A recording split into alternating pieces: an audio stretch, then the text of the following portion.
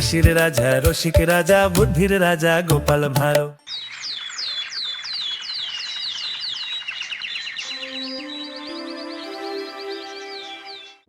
সেনাপতি, এ কি শুনছি? ডাকাতেরা নাকি প্রায় কৃষ্ণনগরের কাছাকাছি চলে এসেছে। এত বড় বিপদে ফেলবে তারা? মহারাজ, আমার সৈন্যরা সব প্রশিক্ষণে গেছে বীরভূমে।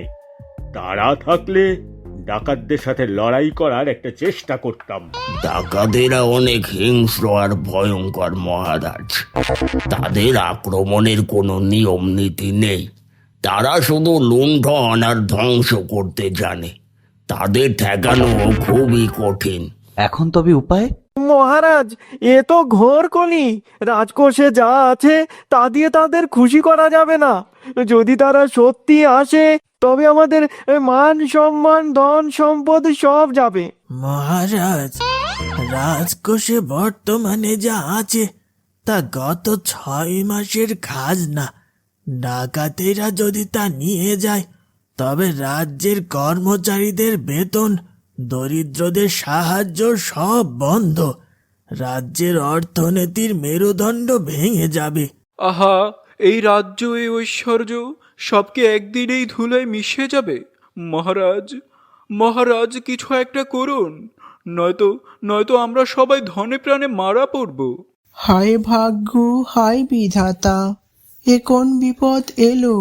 বর্গী দেশের লুটে নেবে সব। এ কি সর্বনাশ হলো!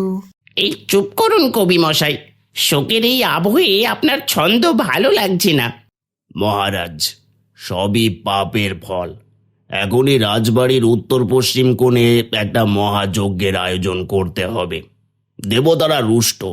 এই দৈব অভিশাপ থেকে একমাত্র মহাযজ্ঞই বাঁচাতে পারে মহারাজ। যত সব বুজরুকি কথাবার্তা। কি বললে? তুমি কি জানো? করছেন কি আপনারা? থামুন বলছি। গোপাল, তুমি চুপ কেন? তোমার মুখে কি আজ কোনো কথা নেই বা কোনো বুদ্ধি? তুমি আমার শেষ ভরসা। মহারাজ, বুদ্ধি তো আমার কাছে আছে, কিন্তু আপনারা সবাই এত গুরুত্বপূর্ণ কথা বলছেন যে আমার তুচ্ছ বুদ্ধি কোথায় রাখবো সেটাই ভাবছি। আচ্ছা মহারাজ, এই ডাকাত দল কি আমাদের টাকা কড়ি ছাড়া আর কিছু নেবে না? না গোপাল, তাদের একমাত্র উদ্দেশ্য অর্থ লুট করা। তবে চিন্তা নেই, আমার এক চমৎকার পরিকল্পনা আছে, কিন্তু তার জন্য আপনাদের সবাইকে আমার সাথে থাকতে হবে। এটা কি সামরিক কোনো পরিকল্পনা গোপাল? না সেনাপতি মশাই, এ হলো ভাঁড়ের পরিকল্পনা, যা সামরিক নয় কিন্তু মারাত্মক। মহারাজ, আমি ডাকাতদের বলবো যে রাজকোষের আসল ধনরত্ন সব এক ভয়ানক অভিশাপ দ্বারা সুরক্ষিত। হ্যাঁ। অভিশাপ? এ কি বলছো গোপাল? শুনুন মন্ত্রী মশাই, আমাদের এই রাজ্যে বহু বছর ধরে এক কুপ্রথা চলে আসছে। যখনই কোনো বিদেশি শক্তি রাজ্য বা ডাকাত আক্রমণ করতে এসেছে, রাজকোষের সব সম্পদ একটি সিন্দুকে ভরে রাখা হয়েছে। সেই সিন্দুক যিনি ভাঙবেন, তার উপরেই এই রাজ্যের শত শত বছরের দারিদ্র্য, দুঃখ আর অমঙ্গল এসে পড়বে। এ তো আকাশ কুসুম কথাবার্তা। ডাকাতেরা যেমন লোভী, তেমনি কুসংস্কারাচ্ছন্ন। তারা টাকা লুট করলেও অভিশাপ চেনে। এই সিন্দুক আমি নিয়ে যাব আমাদের রাজ্যের সীমান্তে। ডাকাত প্রধান যখন আসবে, আমি তাকে সেই সিন্দুক দেব। গোপাল, এ কি পাপ হবে না? কুসংস্কার ছড়ানো তো উচিত নয়। পণ্ডিত মশাই, রাজ্যের লক্ষ মানুষের প্রাণ বাঁচানো যদি পাপ হয়, তবে আমি পাপী। আর এই সিন্ধুকে আমি সোনাদানার বদলে অন্য কিছু ভরে দেব। মহারাজ, আপনি শুধু বিশ্বাস রাখুন আর আমাকে অনুমতি দিন। গোপাল, তোমার কথা সবসময় উল্টো হলেও ফল ভালো হয়। যাও, তোমার পরিকল্পনাই চূড়ান্ত, কিন্তু সাবধানে থেকো। আপনি শুধু আমায় আশীর্বাদ করুন মহারাজ। রইল আমার আশীর্বাদ।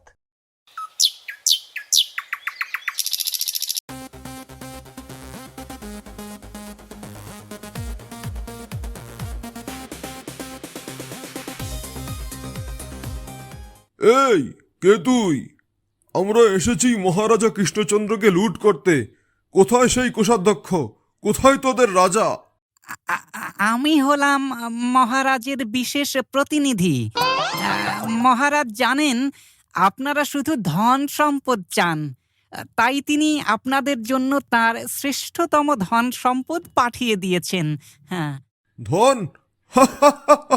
কোথায় সেই ধন? সোনা দানা হিরে জহরত বের কর। এই এই এই দেখুন সর্দার মশাই, এই সিন্ধুকে আছে আমাদের রাজ্যের গত 10 বছরে সঞ্চিত সকল দামি দামি ঐশ্বর্য, কিন্তু এর সাথে জড়িয়ে আছে এক এক ভীষণ ভয়ানক অভিশাপ। অভিশাপ? কিসের অভিশাপ? চালাকি করছিস আমার সাথে? সর্দার, আমি ভাঁড়, কিন্তু মিথ্যে কথা বলি না। আমি সবার ভালো চাই, তাই আপনাকে গোপন কথাগুলো বলছি। আসলে এই সিন্ধুকটি বন্ধ থাকলে রাজ্যের মঙ্গল, কিন্তু যদি কোনো বিদেশি আক্রমণকারী বা ডাকাত দল এই সিন্ধুকটি ভাঙবে বা খুলবে, তার উপর এই রাজ্যের শত শত বছরের দারিদ্রতা, রোগ এবং দুর্ভাগ্য বর্তাবে। সে এক মুহূর্তে ভিখারি হয়ে যাবে। বটে, এসব কুসংস্কার দিয়ে আমাকে ভয় দেখাতে পারবি না। এই ডাকাতির জীবনে আমরা অনেক লুট করেছি, কিন্তু অভিশাপ নিয়ে কোনো ধন স্পর্শই করিনি। এখন এখান থেকে লুট করলে যদি সত্যি সত্যি অভিশাপ লাগে? সর্দার, এর চোখে ভয় তো কোনো চিহ্নই নেই। এ নিশ্চিত কিছু জানে। আমরা লুটের জন্য মরতে পারি, কিন্তু অভিশাপ নিয়ে মরতে পারবো না। সর্দার, আমি আপনাকে অনুরোধ করছি, এই সম্পদগুলো সব নিয়ে যান, তবে অভিশাপের কথাটাও মাথায় রাখবেন। সর্দার, আমি নিশ্চিত এতে অভিশাপ আছে, নয়তো বেটা এত জোর দিয়ে বলতো না। তাহলে এগুলো নেব না বলছিস? না নিলেই ভালো হয় সর্দার। কি হলো সর্দার? যা, অভিশাপ নিয়ে কি করব? আমরা লুণ্ঠনকারী হতে পারি, কিন্তু ভিখারি নই। তোর এই অভিশাপের সিন্ধুক তোকেই দিলাম। চল রে এখান থেকে, অন্য কোনো রাজ্যে যাই। এখান থেকে লুট করে অভিশাপ নিয়ে মরতে পারবো না।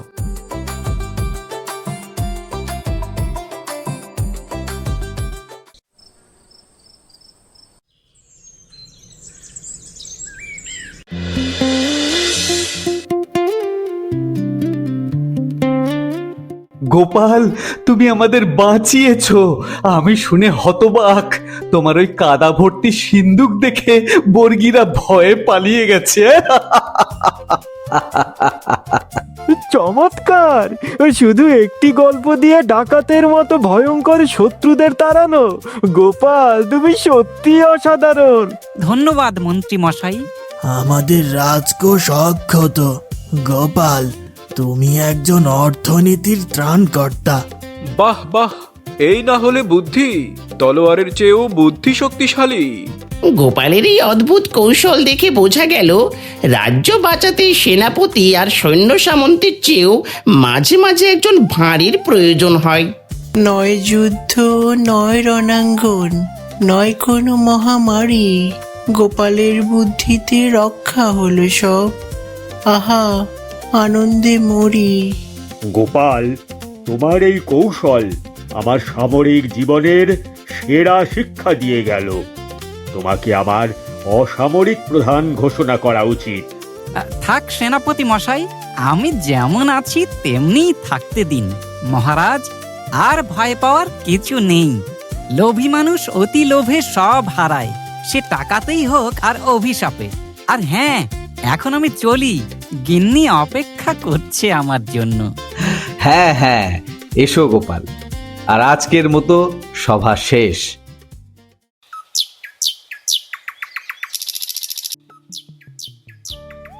এই যে এলেন বুঝি?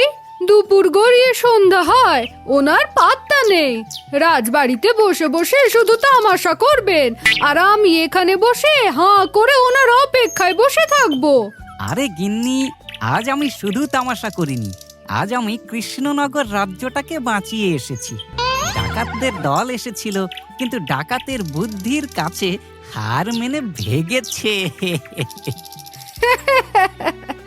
হ্যাঁ, তোমার মতো মুখুকে দেখে তারা পালিয়েই গেছে। তা এত বড় একটা কাজ করেছো, তার জন্য কত মোহর পুরস্কার পেলে শুনি? পুরস্কার? ও আসলে মহারাজ আমাকে অনেক সম্মান দিয়েছেন। শুকনো সম্মান দিয়ে কি আর পেট ভরে? সারাটা দিন তুমি ডাকাতদের তাড়িয়ে আর সবাই গল্প করে কাটিয়েছো, কিন্তু ঘরে যে চাল ফুরিয়েছে সে খবর কি রাখো? কাল বাজারের খরচ কে দেবে শুনি? আরে বাবা, এত চিন্তা করছো কেন?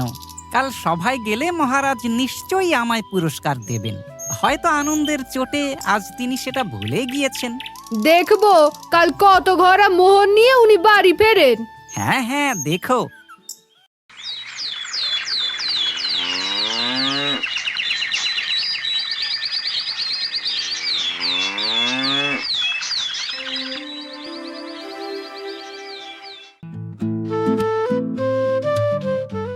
এসো গোপাল, এসো, আমার রাজ্যের আসল রক্ষাকর্তা।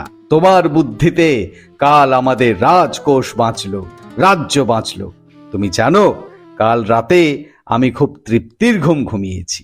হ্যাঁ মহারাজ, কাল গোপাল যে সাহস দেখালো তা যে কোনো বীরের চেয়ে কম নয়। স্রেফ একটা সিন্দুক দিয়ে একদল ডাকাতকে তাড়িয়ে দেওয়া, ওহ, অবিশ্বাস্য! আহ মহারাজ, এমন বিশ্বস্ত এবং বুদ্ধিমান ভার এই বিশ্বে দ্বিতীয়টি নেই। গোপালকে বিশেষ উপাধি দেয়া উচিত। গোপাল, তোমার বুদ্ধির জন্য তোমার প্রতি আমার আশীর্বাদ রইল। তোমার এই দান রাজ্য চিরদিন মনে রাখবে। ধন্য হে গোপাল, তুমি শুধু ভার নও, তুমি জ্ঞানের উপমা। আর এটা নিয়ে আমি একটি কবিতা লিখব ভাবছি। নাম দিব গোপাল ভাঁড়ের উপমা। আপনাদের এই প্রশংসা শুনে মন ভরে গেল, কিন্তু মহারাজ, এই প্রশংসার সাথে সাথে আমার পেট তো ভরছে না। মহারাজ, কাল যে ঝুঁকি নিয়েছিলাম তাতে যদি মারা যেতাম তবে আমার পরিবার কি করত? এ কি বলছো গোপাল? তুমি আমাদের রাজ্যের গৌরব। গৌরব তো বটে, কিন্তু মহারাজ, আমি তো শুধু ভাঁড় নই, আমি আপনার বেতনভুক্ত কর্মচারীও। যদি কিছু মনে না করেন, আমি কি আমার বেতন থেকে কিছু অগ্রিম পেতে পারি? সংসারে খুব টানাটানি চলছে। আমার গিন্নি আজ সকালে রান্নাঘরে হাঁড়ি চড়াতে পারেনি। অগ্রিম? হ্যাঁ, অবশ্যই। তুমি তো রাজ্যের নায়ক, কিন্তু কোষাধ্যক্ষ মশাই। মহারাজ, এই মাসে এখনো 1 সপ্তাহ বাকি, আর আমাদের নিয়ম অনুযায়ী কোনো কর্মচারীকেই মাসের নির্দিষ্ট সময়ের আগে বেতন অগ্রিম দেওয়া যায় না। রাজকোষের হিসাব রক্ষা করতে হয় তো। হ্যাঁ গোপাল, নিয়ম সবার জন্যই সমান। আর তোমার প্রতিদানের কথা বলছো? এই যে এত মানুষ তোমাকে নিয়ে প্রশংসা করছে, এটাই কি তোমার সবচেয়ে বড় প্রতিদান নয়? অর্থ তো তুচ্ছ। অর্থাৎ জীবন বাজি রাখলে প্রশংসা পাওয়া যায়, আর পেটে ভাত চাইলে নিয়ম দেখাতে হয়। আচ্ছা বেশ, গতকাল ডাকাতেরা যখন কোষাগার লুট করতে এসেছিল তখন তো আপনারা কোনো নিয়ম দেখাননি মহারাজ। আরে গোপাল, তুমি বোঝো না কেন? এখন তো বিপদ কেটে গেছে। যাও, আগামী মাসের প্রথম দিনেই তুমি দ্বিগুণ বেতন পাবে। আজ যাও। হ্যাঁ, আমি আমার কাজের জন্য পুরস্কারও চাইনি, শুধু চেয়েছি আমার প্রাপ্য বেতন থেকে অগ্রিম কিছু বেতন। হ্যাঁ। আর বেশি কথা বলো না গোপাল, চুপচাপ সবার কাজে মন দাও। ঠিক আছে মহারাজ, যদি আবার কখনো কেউ রাজ্যের ক্ষতি করতে আসে তবে আমাকে এই নিয়মের কথাটা একবার মনে করিয়ে দেবেন। আমি যেন নিয়ম মেনে সময় মতো মরে যাই। আরে গোপাল, রেগে যাচ্ছ কেন? রাখছি না মহারাজ, আমাকে দয়া করে বাড়ি যাওয়ার অনুমতি দিন। এখানে আর এক দণ্ড থাকতে ইচ্ছে করছে না। আহা গোপাল, শোনো না। এই দেখো, চলে গেল। যেতে দিন মহারাজ, যেতে দিন। দেখবেন কাল ঠিক রাজসভায় চলে আসবে।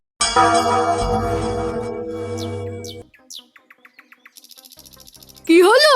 খালি হাতে ফিরলে যে, নাকি আজ আবার সেই ভাড়ামো করতে গিয়েছিলে রাজসভায়? চুপ করো গিন্নি, আমি কি সাধ করে খালি হাতে এসেছি? হতচ্ছাড়া মন্ত্রী আর কোষাধ্যক্ষ দুজনেরই পেটে পিত্তি, 1 পয়সাও নিতে দিল না। কেন দিল না? কাল তুমি রাজ্য বাঁচিয়েছো, মহারাজ তো তোমায় মাথায় তুলে নাচছিল। সেসব ভালোবাসা কোথায় গেল? হ্যাঁ মহারাজ শুধু প্রশংসা করলেন আর বললেন আগামী মাসে দ্বিগুণ বেতন দেব। হ্যাঁ, আগামী মাস? ততদিন কি আমরা না খেয়ে থাকবো? তুমি সেই ভারী রয়ে গেলে, শুধু মুখে মুখে বুদ্ধি, কাজের বেলায় লবডঙ্কা। আমি কি কাজ কম করেছি? কাল নিজের জীবনের কথা একবারও ভাবিনি। তুমি নিজের জীবনের কথা ভাবো না বলেই আজ আমার এই দশা। তোমার ওই সাহস বা বুদ্ধি দিয়ে তো পেট চলে না। আমার ভাগ্যই খারাপ যে তোমার মতো একটা অপদার্থের গলায় মালা দিতে হলো। তুমি আমাকে অপদার্থ বললে? হ্যাঁ বললাম। যাও যাও, তুমি ঘরে বসে থাকলে পেট ভরবে না। রাজা তোমার মতো ভাঁড়কে সম্মান দিতে পারে, কিন্তু আমি জানি তুমি সবার কাছে শুধু তামাশার পাত্র। তুমি যখন চাইছো আমার আমার চলে যাওয়াই উচিত।